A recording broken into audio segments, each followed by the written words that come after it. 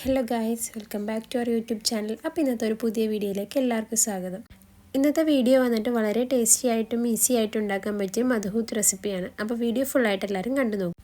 ഇതിലേക്ക് ആദ്യം തന്നെ വേണ്ടത് അറബിക് മസാലയാണ് കേട്ടോ. അപ്പോൾ അതിനുള്ള സ്പൈസസ് ആണ് എടുത്ത് വെക്കുന്നത്. അതെന്തൊക്കെയാണെന്ന് നമുക്ക് നോക്കാം. ഒരു 2-3 കഷ്ണം പട്ട, 6-7 ഏലക്ക, 2 ടേബിൾ സ്പൂണോളം മല്ലി തന്നെ വേണം കേട്ടോ, മല്ലിപ്പൊടി എടുത്തിട്ട് കാര്യമില്ല.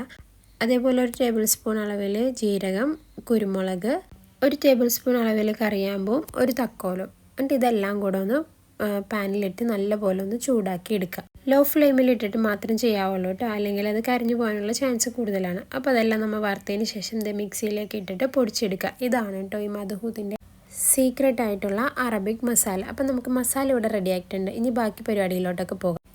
ഒരു സവാള എടുക്കുക. അതൊരു മീഡിയം സൈസ് സവാള ഉണ്ട് ഞാൻ എടുത്തേക്കുന്നത്. ചെറുതാണെങ്കിൽ 2 എണ്ണം എടുക്കുക. അതേപോലെ 2 വലിയ തക്കാളി, പച്ചമുളകും ക്യാപ്സിക്കം.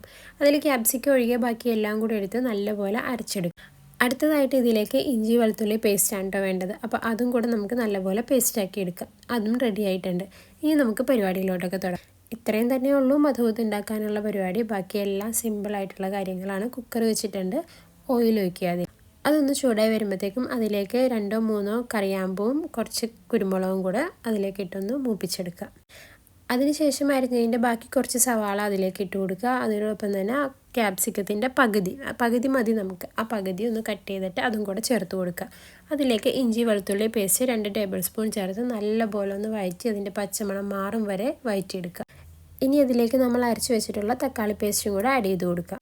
അതും ഇതേപോലെ നല്ലപോലെ വഴറ്റിയെടുക്കുക. അതിൻ്റെ തക്കാളിയിലെ പച്ചമണമൊക്കെ ഒന്ന് മാറി വരാൻ വേണ്ടിയിട്ട്. ഇനി അതിലേക്ക് ഇടാനുള്ള ബേ ലീവ്സ് എൻ്റെ കയ്യിൽ ഉണക്കി ഇല്ലാത്തതുകൊണ്ട് മരത്തിൽ നിന്ന് പറിച്ച 2 എണ്ണം ഒന്ന് ചൂടാക്കിയിട്ടാണ് ഇട്ട് കൊടുക്കുന്നത്. അതേപോലെ തന്നെ 1 മാഗി ക്യൂബും കൂടെ ഇട്ട് നല്ലപോലെ ഒന്ന് വഴറ്റിയെടുക്കുക. അതിനുശേഷം എല്ലാത്തിൻ്റെയും പച്ചമണം മാറിയതിന് ശേഷം നമ്മൾ ഉണ്ടാക്കി വെച്ചിട്ടുള്ള അറബിക് മസാല 2 ടേബിൾ സ്പൂൺ കൂടെ ചേർത്ത് അതിലേക്ക് നല്ലപോലെ മിക്സ് ചെയ്ത് കൊടുക്കുക കേട്ടോ. ഇനി അതിലേക്ക് ചിക്കനാണ് ഇടേണ്ടത്. ഒന്ന് അടി പിടിക്കാതിരിക്കാൻ വേണ്ടിയിട്ട് ഞാൻ കുറച്ച് വെള്ളം ഒഴിച്ചതിന് ശേഷമാണ് കേട്ടോ ചിക്കൻ ഇടുന്നത്. ചിക്കൻ വലിയ പീസാക്കിയിട്ടൊന്നുമല്ല ഞാൻ എടുത്തിട്ടുള്ളത്, നോർമൽ നമ്മൾ മേടിക്കുന്ന പീസാക്കിയിട്ട് തന്നെയാണ് എടുത്തിട്ടുള്ളത്. അതും കൂടെ ഇട്ട് ചിക്കനിലേക്ക് എല്ലാം പിടിക്കാനായിട്ട് നല്ലപോലെ ഒന്ന് കൂട്ടി ഇളക്കിയതിന് ശേഷം ആ ബേ ലീവ്സും ഉണക്ക നാരങ്ങയും കൂടെ ഇട്ട് കൊടുക്കുക. ഉണക്ക നാരങ്ങ നമ്മൾ വീട്ടിൽ ഉണക്കിയതായതുകൊണ്ടാണ് കേട്ടോ പകുതിയായിട്ടൊക്കെ ഇരിക്കുന്നത്. ഇനി അതിലേക്ക് അരി ഇട്ട് കൊടുക്കുക. നോർമൽ നമ്മൾ നെയ്ച്ചോറൊക്കെ വെക്കണ നേരിയരിയാണ് ഇട്ടിട്ടുള്ളത്. അപ്പോൾ 1 കപ്പ് അരിക്ക് 1.5 കപ്പ് വെള്ളം എന്നുള്ള അളവിലാണ് ഞാനിവിടെ എടുത്തിട്ടുള്ളത്. അതെല്ലാം ഇട്ടതിന് ശേഷം വെള്ളം ഒഴിച്ച് ബാക്കി മസാല അതിൻ്റെ മുകളിലേക്ക് ഇട്ട് കൊടുക്കുക. ഒരു 3-4 പച്ചമുളക് കീറാതെ അങ്ങനെ പാടി തന്നെ ഇട്ട് കഴിഞ്ഞാൽ നമ്മുടെ ഇവിടെ മധുഹൂത്തിൻ്റെ പരിപാടി എല്ലാം കഴിഞ്ഞിട്ടുണ്ട്. ഇനി കുക്കർ അടച്ചാൽ മതി. എല്ലാം കൂടെ ഒന്ന് മിക്സ് ആവാനായിട്ടൊന്ന് കൂട്ടി ഇളക്കി വെക്കുക. ആവശ്യത്തിനുള്ള ഉപ്പ് ചേർക്കാനായിട്ട് മറക്കരുത് കേട്ടോ.